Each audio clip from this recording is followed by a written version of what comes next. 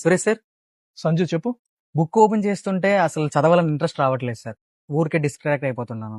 Job కొట్టాలని లేదా ఉందా? జాబ్ కొట్టాలని కసిగా ఉన్నా సరే చదవడానికి ఇంట్రెస్ట్ రావట్లేదు సార్. బోరింగ్ అనిపిస్తుంది.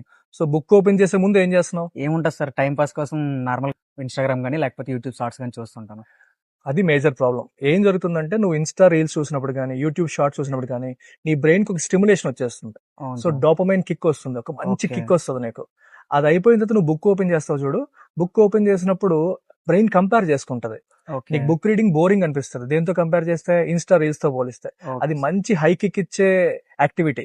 దాంతో కంపేర్ చేసుకుంటే బుక్ రీడింగ్ చాలా బోరింగ్ అనిపించి నీ బ్రెయిన్ రిజెక్ట్ చేస్తుంది. So Okay. Go back to scrolling అని చెప్పి నీకు చెప్తా ఉంటది. Okay. అందువల్ల నువ్వు చదవలేవు. Okay sir. అది ప్రాబ్లం.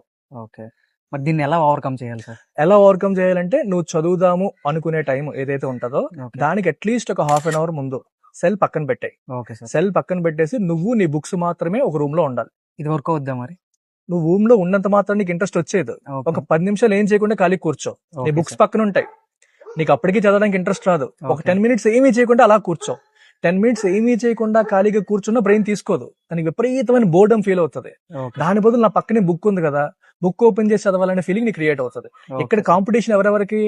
ఏమీ చేయకుండా కూర్చోడానికి, బుక్ రీడింగ్ కి. ఈ ఓకే. రెండింటికి జరిగే కాంపిటీషన్ లో బుక్ రీడింగ్ గెలుస్తుంది. Okay sir. Instagram reel scrolling కి, బుక్ రీడింగ్ కి కాంపిటీషన్ లో బుక్ రీడింగ్ ఓడిపోద్ది.